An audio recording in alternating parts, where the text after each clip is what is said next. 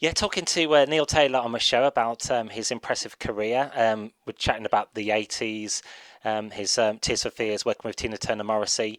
Welcome to my show, Neil. Just going to take you into the 90s now, where you've worked with Howard Jones and, The Beloved and Chris de Burgh. Was the 90s a memorable time for you? A lot going on in that decade. Yeah, in the 90s, it was a bit of a weird decade, I suppose, for me. I mean, it was a little bit slow after because I'd just come off of the Tears for Fears tour after that we did the big Networth uh, gig, and after that I had no work for quite a while. I ended up at the end of that year playing on a Chris de Burgh album called This Way Up in Ireland. And then yeah, and things like The Beloved came around, and there wasn't much going on for me, if I remember rightly. In the 80s there wasn't really, and it was only towards the end of the 80s that Ian Stanley, the keyboard player from Tears for Fears, was producing, and he was producing Natalie Imbruglia, and he said, do you want to come up and play with some guitars for me with Natalie Imbruglia? So I went up and I met her, and then she asked me, would you like to be in the band?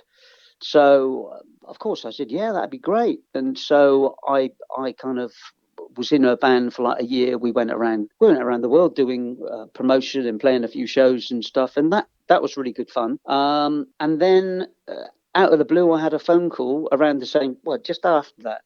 I had a call from Guy Chambers asking me, I've heard you're the man for the job. Would you like to come and play guitar on Robbie Williams' new album? And that was Sing While You're Winning. That's And so I ended up doing, like, I think it was about 90% of the guitars on Sing While You're Winning. And one of the first things I did was, I think it was the solo on the end of Rock DJ. Now, Um, Rock DJ samples a Barry White song, and not many people know that. It's Ecstasy When You Lay Down Next to Me, I believe. Were you always a fan of that kind of funky sound? Not really, no. I was kind of like, I was always into like the early 70s stuff. I kind of grew up with the glam and, dare I say it, Gary Glitter and Slade and T Rex. So I was never really that much into the funk stuff at all. Um, but I kind of got into it in the 80s because a lot of stuff in the 80s was about kind of funk, wasn't it? Mm. Um, yeah, so it wasn't my first kind of thing, really, funk at all. And the Sing When You're Winning, that's quite an iconic album. Robbie Williams like punching his fist in the air in his like the football team. Was that another Yeah, pivotal moment in your career? Would you say? yeah. It was a pivotal moment. And like I said, I did about 90% of the guitars on that album, and then he went on tour, and then I luckily got asked to go and play on his next album, Escapology, and we ended up going to because Rob was in LA. He's living in LA, so we ended up going over to LA for like 2 or 3 weeks to record the album in Ocean Way Studios, and that's where I met him. And after the end of 2 weeks, he asked me if I'd like to be in the band if his guitar player wasn't going to do it, because his guitar player was kind of like pursuing his own kind of thing. And I had to wait a few months to find out, but I eventually had a call from the manager and saying, "Yeah, we'd love you on board." So I was with him for like almost 10 years, And and of course that was amazing. Private jets and 5-star hotels everywhere. and And I yeah, sorry. go on. I saw a video of you in concert with Robbie. I think it was in Leeds. It's That's a right, Round Hay. Yeah, That's a packed out auditorium. I bet that was a wicked experience. yeah.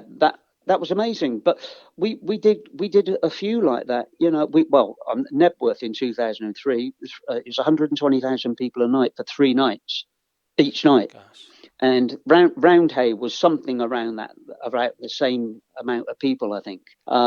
Yeah, that was. I mean, it was always amazing, always amazing. And it was like great to be going on and strutting my stuff, doing playing the guitars that I'd actually recorded, on his albums. So it was a double whammy for me, and it was like the most amazing feeling. And And I really felt as though I was at the top of my tree, really, as a guitar player in terms of how successful you could get. And being on tour, did you work with or play alongside Stephen Duffy? Is he from the 80s? Is it Kiss Me he had a hit with, or is that someone else? Yeah. Well, Stephen for the 2006 tour was the musical director. So yeah, we used to hang out, all of us together in that tour. So yeah, I got to know Stephen quite well. And yeah, he was a very interesting guy and a great writer. And going into the 2000s now, you've worked with some boy band former members like Nick Carter, and then Did I? was it? Oh yeah, yes. I think it was Help Yeah. Me. That takes you to 2002, and then Oh, was it? I don't. Do you know? Do you know? To be honest, I don't think I've ever heard it. okay. But do you remember working with Brian McFadden? That was post Westlife days. He had a hit with Real to Me. Yeah. Well, that was. I remember that because that was Guy Chambers produced it, and I remember playing a solo on that. But I can't remember. I can't remember for the life of me the song. But then, yeah, and also I played on. This is funny. I played on the year 3000, Busted. And I didn't know that for like 4 or 5 years because sometimes you go into a studio and you get asked to like play some guitars. Maybe the vocal's not on there. So, well, we want a guitar part for this bit. We want a guitar part for that bit. That's it. You're all done. Mm. And then, of course, I never hear a song sometimes in its entirety, and you just hear parts, and then like I didn't know that I played on that the year 3000 for about 4 years, even though I probably heard it on the radio. Do you find having such an extensive amount of works, you sometimes forget your the achievements you've actually made? Yeah, I suppose you can get kind of like quite not blasé, but it's just like you kind of take it in your stride, really.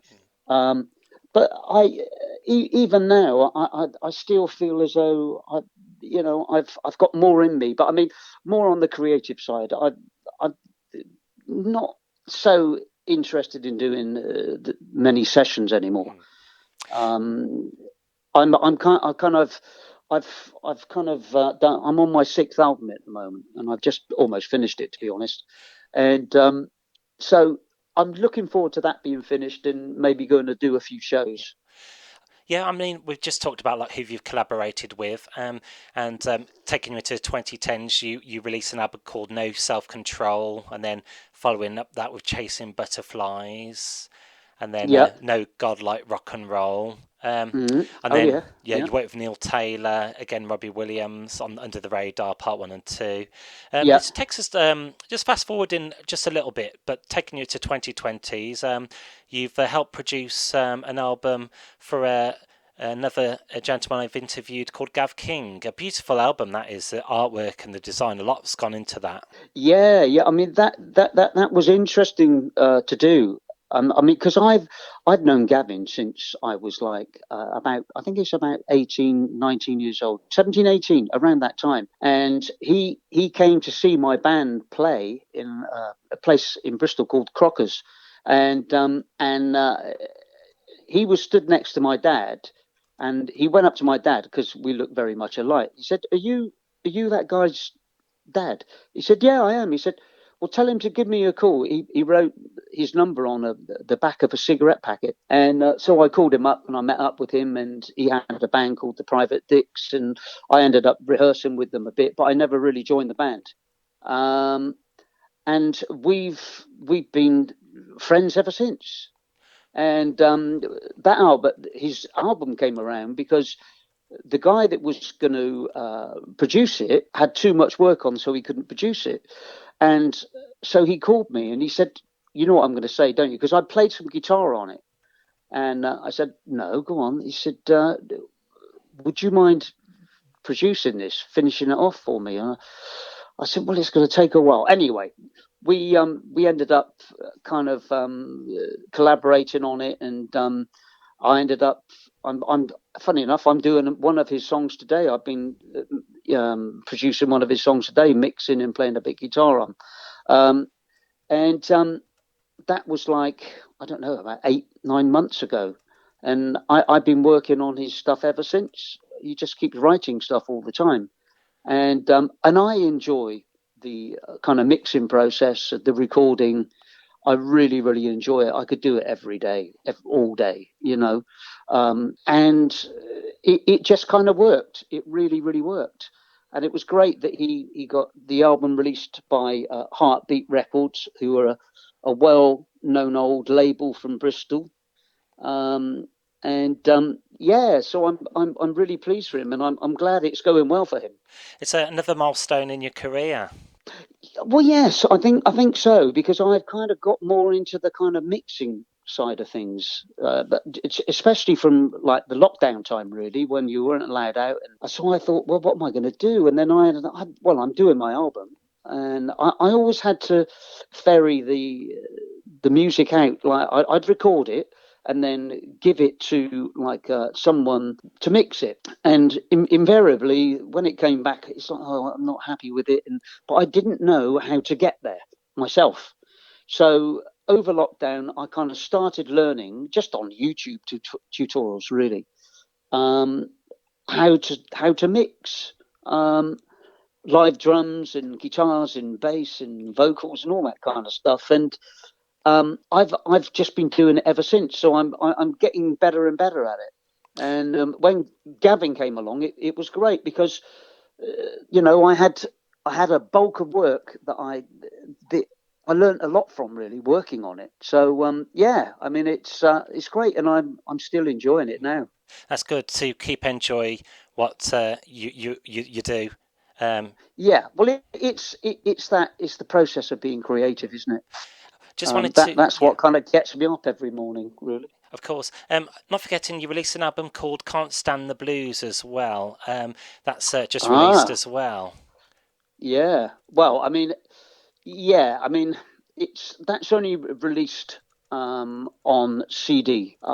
It wasn't meant to be released yet because I was going to call my new album "Can't Stand the Blues," but the publisher, my publishers said, "Oh well, why don't you release this album just not on like social media or anything in terms of like Spotify and stuff, but just release it so we've got something to play to people." Like labels and stuff. But as once the album was, by the time the album was pressed up, I'd kind of moved on, and it was like I want to remix the whole album because I was learning how to mix.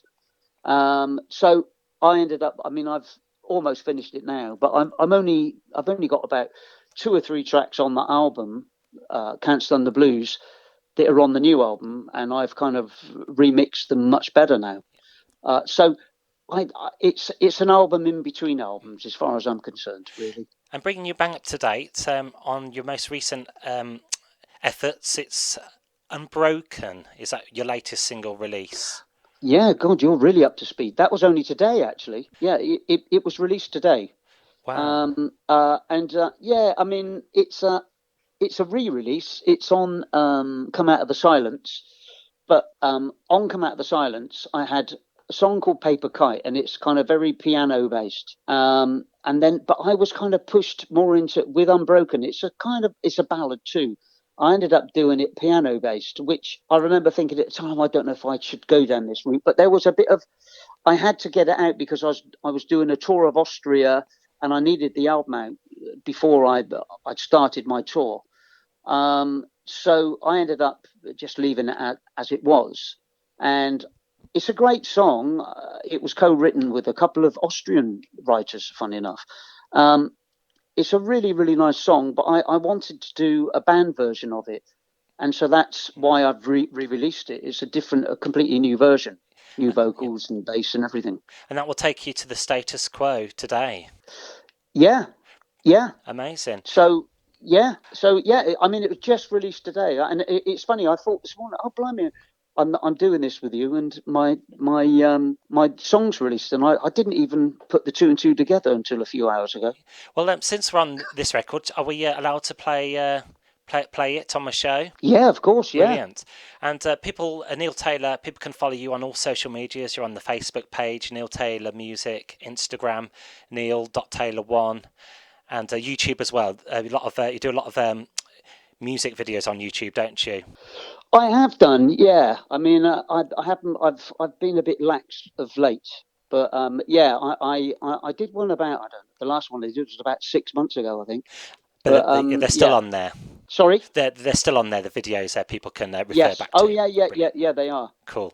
Well, Neil Taylor, yeah. I just want to say thank you very much for a very informative and interesting interview. I know because you've had such a long career, trying to bite-size it, into the short amount of time, where it's much appreciated. All right. Yeah, brilliant. All right, thanks, Danny. Brilliant. Thanks so much for your time, and we'll get your new record played on my show right now. Thank you very much there. Neil Taylor there, guitarist and musician. Much appreciated joining me on today's show. Thanks, Danny. Take care. Take care.